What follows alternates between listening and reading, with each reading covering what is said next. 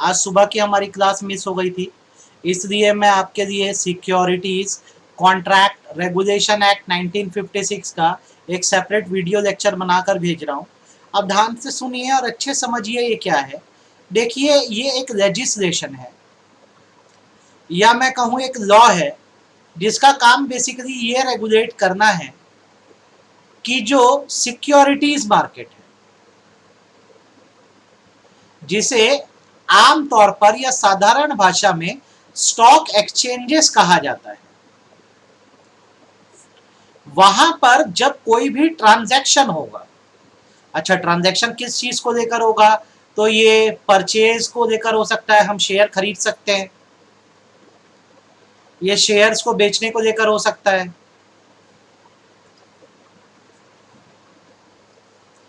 Shares की cell को लेकर हो सकता है। पर शेयर ही क्यों, इसके अलावा इसमें और भी बहुत सारी अदर सिक्योरिटीज आती हैं जिनके बारे में हम आगे जाके डिस्कशन करने वाले हैं। तो basically security contract regulation act 1956 बनाया इसलिए गया है ताकि इंडिया के स्टॉक एक्सचेंजेस को रेगुलेट किया जा सके और साथ ही साथ वहां पर जो ट्रांजैक्शन हो रहे हैं, जैसे शेयर परचेज सेल तो बहुत कॉमन बात है, इसके अलावा और भी चीजें होती है जहां जिनके ट्रांजैक्शन वहां होते हैं, उनको भी रेगुलेट किया जा सके। तो अगर मैं यहाँ पे इनके ऑब्जेक्टिव लिख दूं तो इनका ऑब्जेक्टिव है, सबसे पहला रिकॉग्नाइज स्टॉक एक्सचेंजेस। इंडिया में कोई भी स्टॉक एक्सचेंजेस अगर वर्क करेंगे, जैसे अभी मैंने आपको बताया है इन टोटल 8 है, तो वो किसके रूल्स एंड रेगुलेशन के हिसाब से करेंगे, एससीआरए के रूल्स एंड रेगुलेशन के हिसाब से। दूसरा, इनका काम ये देखना है कि कोई भी अनडिजायरेबल ट्रांजैक्शन ना हो स्टॉक एक्सचेंज में। अनडिजायरेबल ट्रांजैक्शन मतलब ऐसा ट्रांजैक्शन जिसे इन्वेस्टर्स को नुकसान पहुंचे। तीसरा, इनकी अदर रेगुलेशंस हैं जो स्टॉक मार्केट से जुड़े लोगों को रेगुलेट करने का काम करती हैं, इसमें पेनल्टीज भी बताई गई हैं। ठीक है, पहले तो ये हम बेसिक बात समझ लिए, अब हम आगे बढ़ते हैं। हमें जो बात जाननी चाहिए वो ये है कि सिक्योरिटीज लॉ में एक बार अमेंडमेंट आ चुका है 2014 में।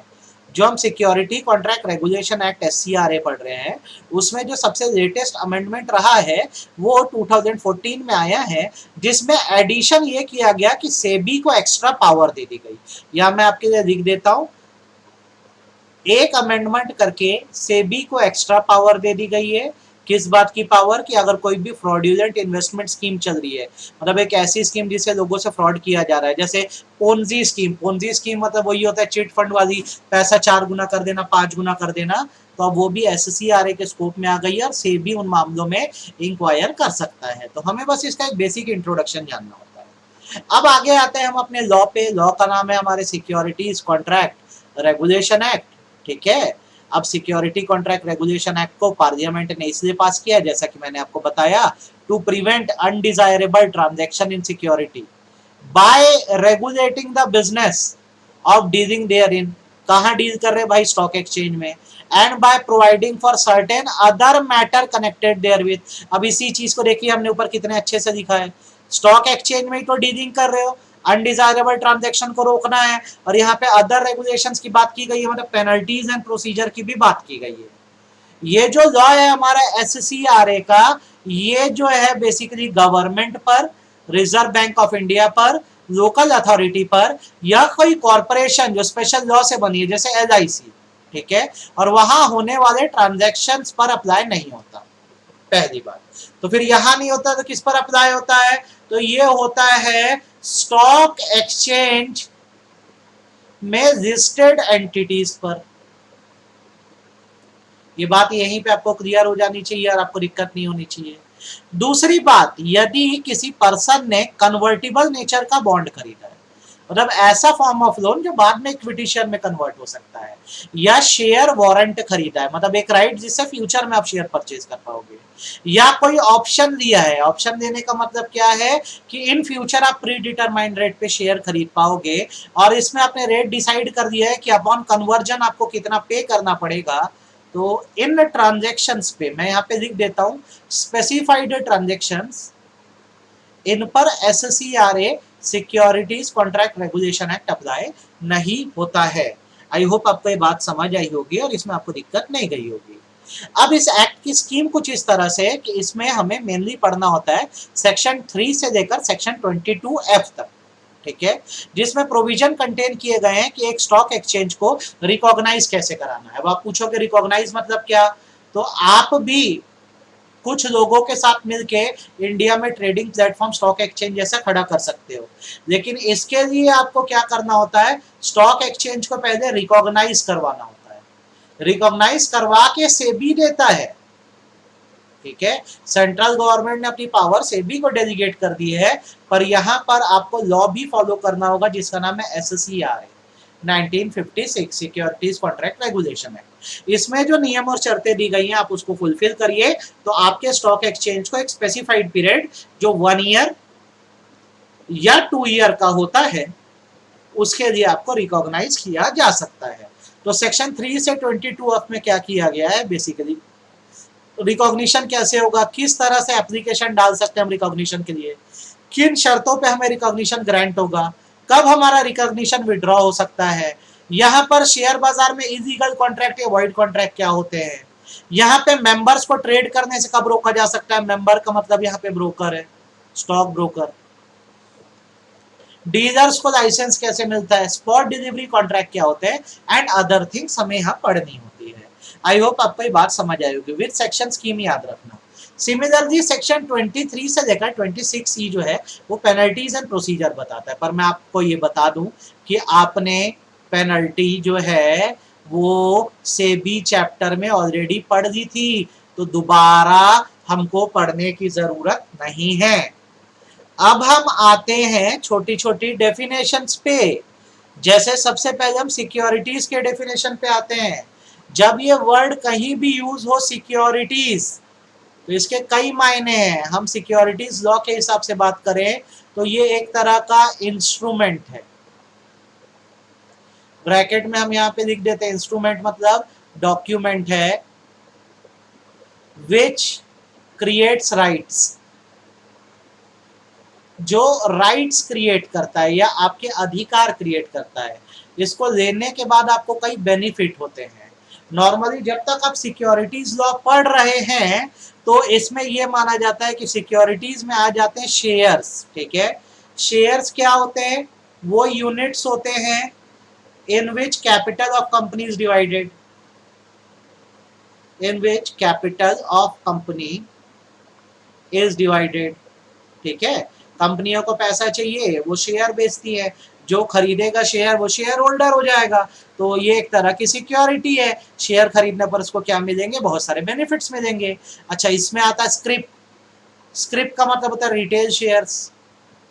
भाई अगर मैं बोलूँ शेयर गुड्स है तो उसको अगर मैं होलसेल बोलूंगा तो स्टॉक कहलाएगा, रिटेल में बोलूंगा तो स्क्रिप कहलाएगा, ठीक है। फिर इसमें आता है स्टॉक, जैसे मैंने अभी बोला स्टॉक मतलब होता है होलसेल या लॉट में शेयर्स, ठीक है। बॉन्ड, बॉन्ड का मतलब होता है अनसिक्योर्ड लोन, मतलब इसके लिए कंपनी कुछ कोलैटरल तो नहीं रखी है लेकिन आपको क्या करेगी, विथ इंटरेस्ट पैसा चुकाएगी, चुकाएगी, ठीक है। उसके बाद आता है डिबेंचर,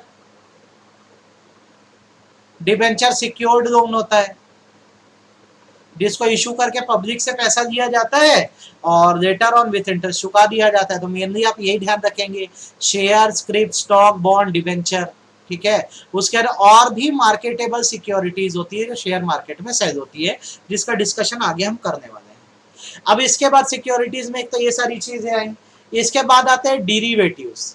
डिरिवेटिव मतलब होता है वो instrument which derives its value from a benchmark। Benchmark मतलब होता है स्टैंडर्ड। आपको कुछ नहीं समझ आएगा, मुझे भी पता है, आपको मैं समझा दे रहा हूं, एक लिख रहा हूं बस समझ आ जाएगा। मैं लिखता हूं गोल्ड बॉन्ड, ये एक डिरिवेटिव है, ये एक ऐसा बॉन्ड है जिसका इंटरेस्ट रेट जो होता है ना, इंटरेस्ट रेट जो होता है वो गोल्ड के रेट के साथ फ्लक्चुएट होता है, इसलिए इसे गोल्ड बॉन्ड कहा जाता है। तो ये डेरिवेटिव क्यों है, क्योंकि नॉर्मल बॉन्ड नहीं है, इसकी वैल्यू किस चीज पे डिपेंड कर रही है, गोल्ड पे डिपेंड कर रही है। सिमिलरली अगर मैं पेट्रो बॉन्ड बोलूं तो इसका मतलब ये होता है कि ऐसा बॉन्ड है जो पेट्रोल से अपनी वैल्यू डिराइव कर रहा है, ठीक है। पेट्रोल से मतलब पेट्रोल के प्राइसेस से। नेक्स्ट, अगर आपने किसी कलेक्टिव इन्वेस्टमेंट स्कीम में जाकर शेयर खरीदे हैं, ठीक है, या यूनिट्स खरीदे हैं, अब आप मुझसे पूछोगे कलेक्टिव इन्वेस्टमेंट स्कीम क्या है, तो ये ऐसी स्कीम्स होती है जो म्यूचुअल फंड की तरह ही होती है। जैसे कि एग्जांपल देता हूं, रियल एस्टेट स्कीम। अब आप नाम से ही समझ लो, ये scheme stock market, stock exchange में रजिस्टर्ड है, और यदि आप इस स्कीम में पैसा लगाएंगे तो आपको स्कीम के यूनिट्स खरीदने पड़ेंगे, और आप जब यूनिट्स खरीदेंगे तो आपका पैसा किसी रियल एस्टेट प्रोजेक्ट में लगा दिया जाएगा, आपका पैसा किसी रियल एस्टेट प्रोजेक्ट में लगा दिया जाएगा, और फिर आपको बाद में बेनिफिट होगा। ठीक, आई होप आपको सिक्योरिटीज का मतलब समझ आया होगा, आपको शेयर समझ आ गया होगा, आपको डिरिवेटिव समझ आया होगा, आपको कलेक्टिव इन्वेस्टमेंट स्कीम के यूनिट्स से समझ आ गए होंगे। नहीं आए होंगे तो कल पूछ लेना मुझसे। उसके बाद जैसे आती है सिक्योरिटी रिसिप्ट ऑफ सरफासी, इसको हम बोलते हैं सिक्योरिटाइजेशन एक्ट। सिक्योरिटाइजेशन एक्ट, अब आप मुझसे पूछोगे ये क्या है, तो नॉर्मली बैंकों को एक बहुत बड़ा इशू रहता है कि बैंक में जो प्रॉपर्टीज रखी रहती हैं अक्सर वो लोन ना चुकाने के कारण डूब जाती है, और उसे एनपीएज या नॉन परफॉर्मिंग एसेट बोला जाता है। ये बैंकों के ऊपर बोझ होती है। तो एक कंपनी होती है जिसका नाम होता है एआरसी, एसेट रिकंस्ट्रक्शन कंपनी। वो क्या करती है, नॉन परफॉर्मिंग एसेट्स को खरीद लेती है और अलग अलग जगह इसको उठा के इन्वेस्ट कर देती है। आपको अभी भी नहीं समझ आया होगा, तो जैसे अभी मैंने बैंक से लोन लिया है तो मैं उसके लिए क्या प्रॉपर्टी गिरवी रखूंगा, ठीक है। अब मैं जैसे लोन नहीं चुका पाया तो बैंक मेरी प्रॉपर्टी को डिफॉल्टर डिक्लेयर कर देता है और वो एनपीए कह जाती है। बैंक की इनएफिशिएंसी दिखा रहा है कि बैंक मुझसे लोन नहीं रिकवर कर पाई, तो बैंक वाले समझदारी का काम करते हैं आजकल, अपनी एनपीएस को सिक्योरिटाइज करा देते हैं, मतलब एक एसेट रिकंस्ट्रक्शन कंपनी को सेल आउट कर देते हैं, बेच देते हैं, जो फिर अपने हिसाब से उन प्रॉपर्टीज में इन्वेस्टमेंट करा के उसकी वैल्यू जो होती है वो बढ़ा देती है। आई होप आपको मेरी बात समझ आई होगी, सिक्योरिटाइजेशन कंपनी क्या होती है, और इसमें आपको डाउट नहीं होगा। देन उसके बाद फिर सिक्योरिटीज में और क्या आता है, म्यूचुअल फंड की स्कीम्स आती है। म्यूचुअल फंड्स में क्या होता है, फंडा होता है बेसिकली कि म्यूचुअल फंड भारत में ट्रस्ट के रूप में काम करते हैं, ट्रस्ट के फॉर्म में काम करते हैं। ये क्या करते हैं, बेसिकली आम जनता को अलग अलग स्कीम्स के यूनिट्स बेचते हैं। जैसे ऊपर कलेक्टिव इन्वेस्टमेंट स्कीम में पढ़े ना, हम लोग जो पब्लिक है इन यूनिट्स में पैसा लगाते हैं, और ये जो म्यूचुअल फंड है हमारे पैसे को अलग अलग जगह लगा देता है, और फिर से जो होने वाला फायदा है हमको प्रोवाइड करवाया जाता है। तो सर कलेक्टिव इन्वेस्टमेंट स्कीम और म्यूचुअल फंड एक ही है क्या? नहीं, दोनों ही सेबी के रजिस्टर्ड है। म्यूचुअल फंड आपका पैसा कहीं भी उठा के लगा सकता है, और कलेक्टिव इन्वेस्टमेंट स्कीम एक पर्टिकुलर स्कीम के लिए आपका पैसा देगी और वही लगाएगी। आई होप आपको पांचों पॉइंट समझ आए होंगे और इसमें दिक्कत नहीं गई होगी। देन उसके बाद सिक्योरिटीज में गवर्नमेंट सिक्योरिटीज भी आ जाती है, अब गवर्नमेंट के बॉन्ड्स खरीद लो, ठीक है। उसके बाद वो इंस्ट्रूमेंट्स भी आ जाते हैं जिसको सेंट्रल गवर्नमेंट ने सिक्योरिटी डिक्लेयर कर दी है, और सिक्योरिटी से निकलने वाले राइट्स एंड इंटरेस्ट भी आते हैं। राइट्स एंड इंटरेस्ट मतलब क्या, शेयर पे आपको मिल जाता है डिविडेंड, डिवेंचर पे आपको मिल जाता है इंटरेस्ट, एक्सेट्रा, ऐसा। तो आई होप अब आपको सिक्योरिटीज अगर कोई बोले ना, आप उसको समझा भी पाओगे और आपको इसमें बिल्कुल इशू भी नहीं गया है, ठीक है। दूसरी चीज, डेरिवेटिव के मीनिंग पर आ जाओ। डेरिवेटिव का एक सिंपल सा मीनिंग याद रखना आपको, अगर ये याद ना हो पाए या तकलीफ जाए तो, एन इंस्ट्रूमेंट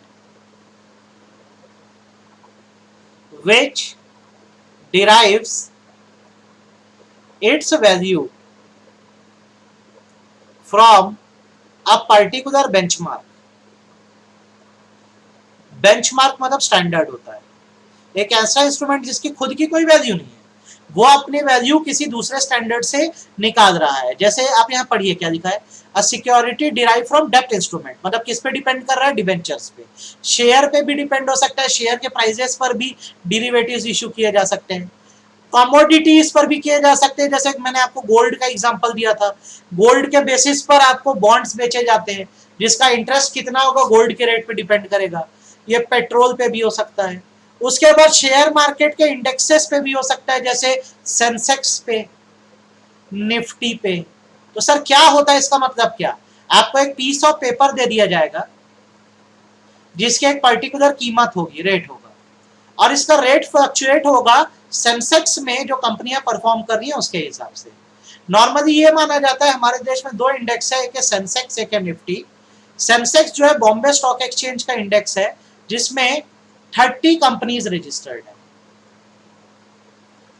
ये बॉम्बे स्टॉक एक्सचेंज की टॉप 30 कंपनी होती है। सिमिलरली निफ्टी जो है वो नेशनल स्टॉक एक्सचेंज का इंडेक्स है जिसमें 50 कंपनियां रजिस्टर्ड हैं। ये टॉप 50 कंपनी होती है। तो इन इंडेक्स के बेसिस पर, इंडेक्स मतलब होता है परफॉर्मेंस इंडिकेटर, इनके बेसिस पर भी सिक्योरिटी इशू की जा सकती है। ठीक है, उसके बाद फिर बारी आती है स्पॉट डिलीवरी की। तो अगर मैं आपको स्पॉट डिलीवरी का मतलब बताऊं तो इसका मतलब होता है actual delivery of security and payment. जब इस हाथ दे उस हाथ दे का नियम चलता है, मतलब बीच में ब्रोकर है, इधर हम है इन्वेस्टर और इधर है कंपनी। जब हम पैसा ब्रोकर को दे और ये ब्रोकर से पैसा कंपनी तक पहुंचे और जब कंपनी से शेयर्स हम तक आए तो इसे स्पॉट डिलीवरी बोला जाता है। इसमें ज्यादा समय नहीं लगता है, तुरंत ट्रांजैक्शन होने को स्पॉट डिलीवरी कहते हैं। आई होप आपको ये समझ आ गया होगा। तो इसमें हमारे अकाउंट में आ जाते हैं शेयर और सामने वाली ऑर्गेनाइजेशन के अकाउंट में चले जाते हैं पैसे। ये आपको क्लियर हो गया होगा और इसमें भी आपको दिक्कत नहीं गई होगी स्पॉट डिलीवरी में। देन बारी आती है स्टॉक एक्सचेंज क्या होता है। ठीक है, स्टॉक एक्सचेंज क्या होता है उस पर आते हैं। तो जनरल मीनिंग पढ़ेंगे, फिर हम लोग उसकी ना थोड़ा स्पेसिफिक मीनिंग पे आएंगे। देखिए, स्टॉक एक्सचेंज एक मार्केट प्लेस है जहां पर सिक्योरिटीज मतलब शेयर, डिबेंचर, बॉन्ड, बेटा जब भी ये वर्ड यूज हो ना सिक्योरिटी, तो अब याद रखना इसमें सब कुछ कवर हो जा रहा है। शेयर भी कवर हो रहा है, डिबेंचर भी कवर हो रहा है, बॉन्ड भी कवर हो रहा है। ठीक है, एक ऐसी मार्केट प्लेस जहां पे सिक्योरिटीज का ट्रांजेक्शन हो और जो फ्रीली ट्रांसफरेबल हो उसे स्टॉक एक्सचेंज कहते हैं। दूसरी बात, ये एक लिंक बनाता है किसके बीच, अभी तक लोगों का पैसा घर में रहता था, अब वो पैसा जो होता है उन लोगों तक पहुंच पाता है जिनको पैसों की जरूरत है। तो जो हाउस होल्ड थे, आम लोग थे, अभी तक उनकी आदत थी बैंकों में पैसा जमा करने की। ठीक है, अब स्टॉक एक्सचेंज के आ जाने से क्या हो गया है कि ये पैसा अब ये लोग इन्वेस्ट कर सकते हैं और इनको हम इन्वेस्टर बोलेंगे। ये अपना पैसा जो है जब इन्वेस्ट करते हैं तो जो नीडी फर्म्स होती है या एंटिटीज होती है उनको ये पैसा मिलता है। ठीक है, तीसरा, स्टॉक एक्सचेंज एक ऐसी प्लेस है जहां प्राइस डिटर्मिनेशन होता है। प्राइस डिटर्मिनेशन होने का मतलब होता है कि शेयर तो सेल हो गए, अब डेली डिमांड एंड सप्लाई के हिसाब से क्या होगा, डिमांड एंड सप्लाई के क्या हिसाब से क्या होगा, प्राइस डिटरमाइन होगा। तो स्टॉक एक्सचेंज क्या है, पहली बात एक प्लेटफॉर्म है, दूसरा ये लोगों की सेविंग को कंपनियों तक पहुंचाता है, और तीसरा यहाँ पे प्राइस डिटर्मिनेशन होता है। जब शेयर बिक जाते हैं तो उनके डिमांड और सप्लाई के हिसाब से फिर क्या होता है, प्राइस कम या ज्यादा होता है। अब इसमें केस है जो हमको पढ़ना होता है, केस का नाम है union of India versus allied international product limited का केस। ठीक है, इस केस में बेसिकली सुप्रीम कोर्ट ने स्टॉक एक्सचेंज के रोल को बताया है, और बेसिकली सुप्रीम कोर्ट का कहना यह है कि स्टॉक एक्सचेंज का सबसे जरूरी फंक्शन यह है कि इन्होंने इकोनॉमिक डेवलपमेंट के लिए काम किया है, देश की तरक्की के लिए काम किया है, इन्होंने कैपिटल को लिक्विड कर दिया है। यहाँ पे लिक्विड करने का मतलब मैं आपको ना एक बार लाइन स्टिक कर दे रहा हूँ, फिर बता दे रहा हूँ, यहाँ तक आप पढ़ना। पहले क्या होता था, जब आप बिजनेस में पैसा लगाते थे, इन्वेस्ट करते थे, तो पैसा होता था नॉन रिफंडेबल। अब या तो प्रॉफिट होगा या तो लॉस होगा, पैसा गया डूब।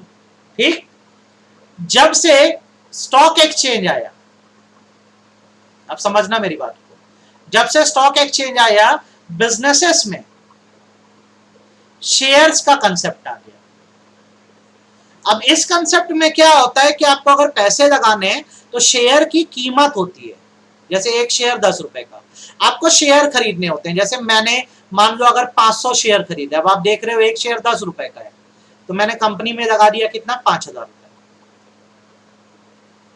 ठीक है, अब ये जो शेयर्स है ये फ्रीली ट्रांसफरेबल होते हैं, तो इसके फ्रीली ट्रांसफरेबल होने से ये फायदा है कि मेरा पैसा अब ऐसा नहीं है कि नॉन रिफंडेबल है। अगर मेरे को अपना मनी वापस चाहिए होगा तो मैं बिल्कुल अपने शेयर्स को किसी और पर्सन को स्टॉक एक्सचेंज के थ्रू बेच दूंगा और मेरा मनी मुझे वापस रिकवर हो जाएगा। सुप्रीम कोर्ट ने ये इंपॉर्टेंस बताया है। आई होप आपको इंपॉर्टेंस समझ आया होगा और इसमें आपको बिल्कुल भी दिक्कत नहीं गई होगी। आप इतना पढ़ लो, कल सुबह जब क्लास होगी तो हम लोग इसके आगे पढ़ेंगे। आई होप आप इतना पढ़ोगे तो आपको समझ आएगा, नहीं आया तो कल सुबह फिर पूछ लेना कि सर हमको ये बात नहीं समझ आई, अब दोबारा समझा दो। बस इतना ही मैं आपको बताना चाहूंगा।